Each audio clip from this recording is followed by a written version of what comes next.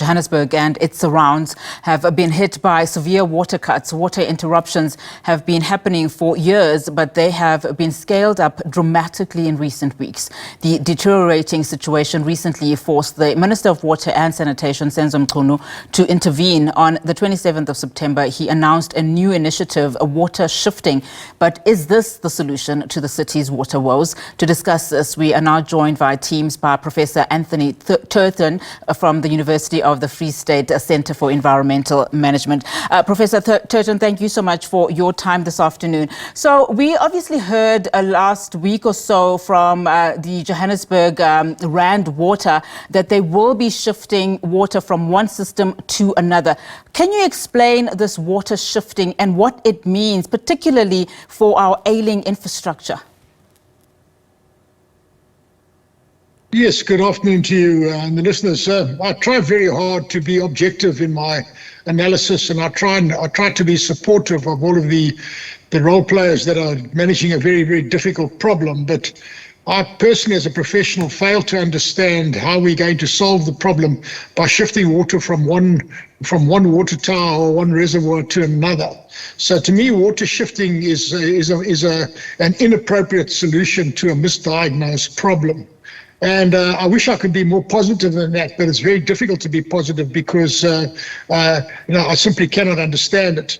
The bottom line is this: that the various municipalities that are supplied by Rand Water, could be Pretoria municipality, it could be Krugersdorp, Mahali City, it could be Johannesburg, whatever. The various municipalities, they've all got their own internal problems. They all leak about 50% of their water. It gets lost to leaks in the system. And poor Rand Water is stuck in the middle of this, and they have to supply water to everybody. And well, it's leaking out everywhere. So therefore, they now have to take water from one tower or one reservoir and put it into another. This is not a solution to a problem. At best, this is a band-aid over a very, very deep, very, very profound problem that is not going to be solved this way, in my professional opinion. And I mean, having spoken to you over the past few months, particularly on the issues that we have around water, not only in Johannesburg, but around the country, you've always hailed Rand Water, as a great utility with expertise. So do you think that they would have been pressurized? I mean, in my intro, we said, of course, that this is something that the minister did introduce and did give a green light to. And I'm speaking now about this water shifting. Yes, the minister, in my view, I'm very supportive of the minister. The minister is showing enormous leadership, and this is good. I fully support that the minister is now starting to show leadership, but it's a little bit late. It's a little bit too little and a little bit too late. But yes, you're correct. I've also been very strongly supportive of Rand Water. What concerns me now is the DA is putting out a call for the CEO of Rand Water to resign.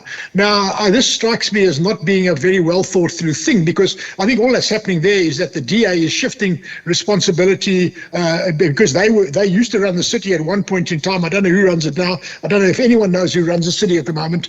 So the political parties, by shifting the blame onto Rand Water and by insisting that the CEO resigns, that's not going to solve the immediate short-term problem. The immediate short-term problem is that by being obliged to supply water to all the municipalities, when there are major leaks in the system, who must Rand Water cut? Must they cut Pretoria? Must they cut Krugersdorp? Must they cut Johannesburg? Who do they cut? So Rand Water is in an extremely difficult position at the moment, and I don't think it's going to serve the best interests of society at large to suddenly start calling for the head of Rand Water to be sacked. That can happen later on if there's been some other skullduggery or malfeasance. That can be done later on, but now is not the time to do that. The Titanic is sinking and the water is up around people's ankles. Now you don't want to start fighting with the captain of your engine room or the chief engineer that's providing you the little bit of buoyancy that you've got left.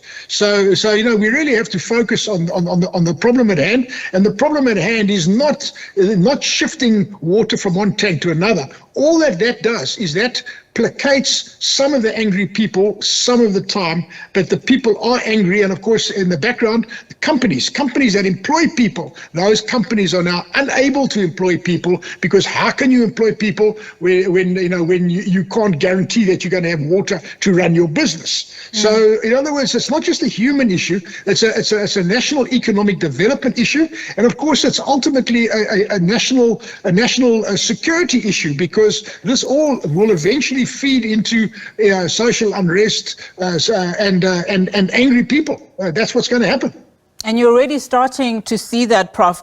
Prof, when we talk about water pressure that is being lost in the system, whether it's also reservoirs, there have been a number of things that have been mentioned in as far as, the effects of this, water leakages or pipes, being damaged, or leakages within the system, or above average water consumption in some municipalities, etc.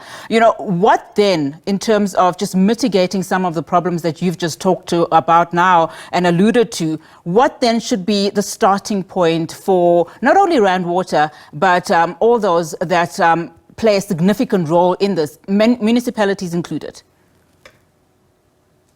Yes, so you mentioned above average water consumption. Now, this is a blame game being played by Johannesburg Water, or by the very Rand Water also plays the same game. So the reason why they say that is because they are calculating the total volume of water that they supply to the city and divided by the number of people in the city. And of course, that includes the 50% of the water that's getting lost through leaks. So of course the average consumption is high because the 50% of the water is getting lost. Is this the responsibility of the average citizen? They can't fix it up. I draw your attention to a News 24 article that was recently published, where there was a pipeline next to UNISA that was discovered. Now that pipeline is a very high pressure pipeline. It has been leaking for months, if not years, to the extent that it's causing structural damage to foundations. And the excuse coming out of the city of Pretoria is that they don't have the resources to fix the leak. Now, that leak has been going on for months and months and months. So the water that's leaking out of the ground at UNISA, that's the very water that is now being taken from one reservoir in Johannesburg to be moved to another reservoir in Johannesburg. So once again, we can't blame Rand Water for that. This is the municipalities that have to take ownership, and the municipalities are run by mayors, they're run by MMCs, they're run by executive committees. That's those executives that must take responsibility, and they've got to do long-term planning, and they've got to be held accountable for it. So it doesn't help now to shift the blame away from their own dirty back door to Rand Water. So I'm afraid in this matter, I must stand firm with Rand Water. I don't believe that it's their fault at this point in time, and I now really believe that we've got to start holding our mayors and the elected leadership of the cities. They must be held to account, because until we start doing that, we're going to have this conversation more and more. And there's one more thing I also need to say. I would like to go on the record as saying that you need to understand that these trends in failure, they seem to accelerate over time. So the number of breakdowns and the type of breakdowns we have, all of that is very important information for people running businesses.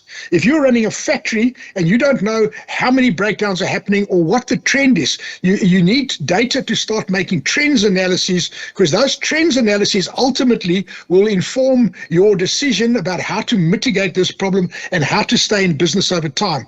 And I'm working with a number of companies at the moment. Not one of them have actually got that kind of data available to them, and this is now going to start becoming more manifest. Failures will start accelerating, they will become deeper, they will become wider, they'll become more protracted, and this is a classic symptom of advanced stage of systemic failure. And it's interesting that you mentioned that, Prof, particularly the blame game, because we know that, of course, not too long ago, the mayor of Johannesburg placing the blame directly at government's door, at national government, that is, saying that it is the one, in fact, that is being incompetent and is failing municipalities, and of course also to some extent blaming Rand Water. But thank you so much for your time, Prof. We really do appreciate it, and of course appreciate your analysis on this.